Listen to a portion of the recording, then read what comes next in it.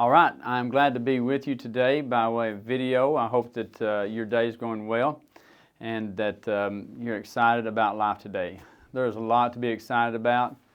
There's things that may tempt you to not be excited, but don't worry too much about those. There's too much to be excited about to focus on those other things. So as I speak with you today, I recently did a little talk over a book, a chapter in a book that our team is going through called Unreasonable Hospitality. If you've not heard of him, Will Guidara is the owner of the #1 rated restaurant in the world. It's a brilliant establishment, just beautiful place there in New York. And he's written this book called Unreasonable Hospitality. And that's something that no matter what you're doing, you would like to receive, whether you're getting a tire changed, whether you're picking up fast food, whether you're at a fine dining establishment, or just at your office. Whatever that situation is, we'd all like to receive that, but we can't control that. We're going to receive the environment that we're in, however that looks like. But we can all give that.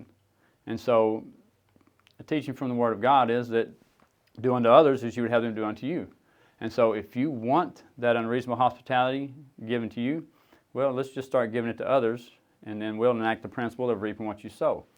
So anyhow, in chapter 2, which is the chapter that I spoke about, it says, make magic in a world that needs more of it. And so Will, what he does, he starts off talking about when he's 12 years old, and his dad takes him to this magnificent restaurant called the Four Seasons. And obviously you can see how that ties into the direction that Will's life went in. And so it helped him to see that a restaurant wasn't just a place to go eat. It was a place that could take you maybe out of some pain and make some pain feel lighter that you're going through, or just to help you have a wonderful experience in your life, and just something to remember, eating a beautiful meal with a wonderful person in a beautiful place with people who just treat you like royalty. And so he experienced that at 12 years old, and he realized at that point on, hey, this is what I want to do. I want to be in a field where people can come have an experience like what I had. And that helped to foster to years later where he has a restaurant rated as the #1 in the world. And so it's 11 Madison Place, if I'm not mispronouncing that name, in New York. And so still operating restaurant. You can go there and enjoy it. Just be ready to spend a little bit of money. So, and look it up. See how much you think it costs. Ask how much you think it costs, and then go look it up and see who gets the closest if you're talking to your family or somebody there beside you. But his dad took the time out of his life, out of his busy schedule and all the responsibilities, and he said, you know what, I'm going to do something for somebody.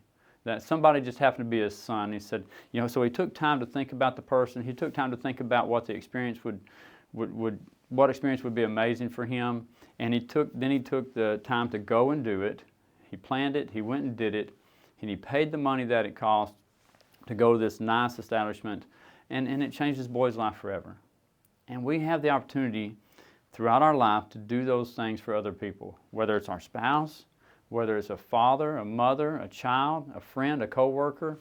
And you can just, if you have a little margin, I was told before that the good things happen in the margin, and that's right. You got a little extra money, you got a little extra time, you got a little extra energy.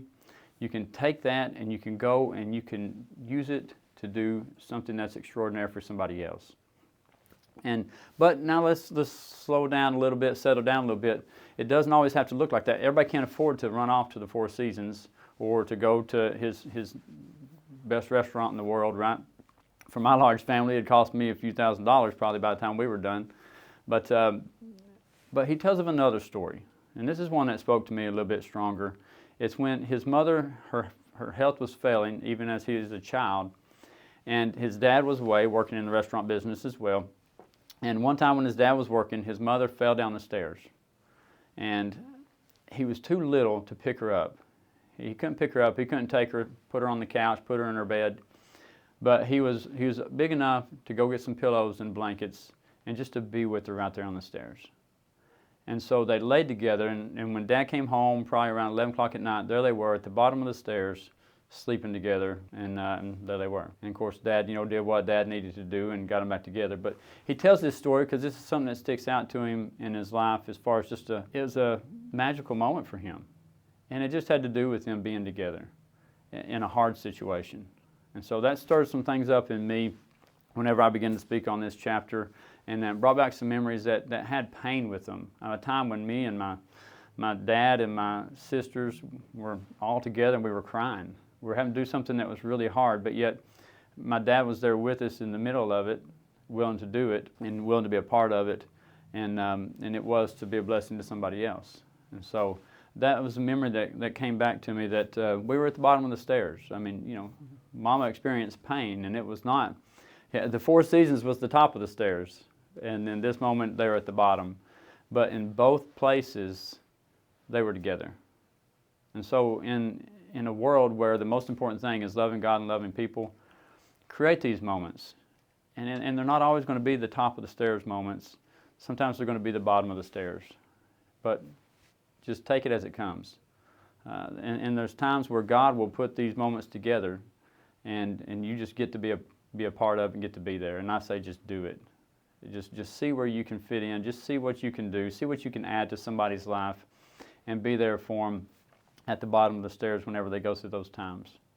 And then when life's run a little bit better and you run a little bit stronger, and you can create a moment for somebody that's at the top, do it, and you'll never regret it. And so today, I just encourage you to live life. And if you've had somebody that's come to you at the bottom, or blessed you with one of those top of the stair moments, tell them thank you again.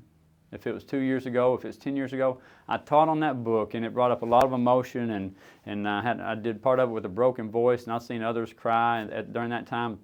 And one thing I did when I got out is I just messaged my dad, and I said, Dad, I said, I love you so much, and I'm very thankful for you.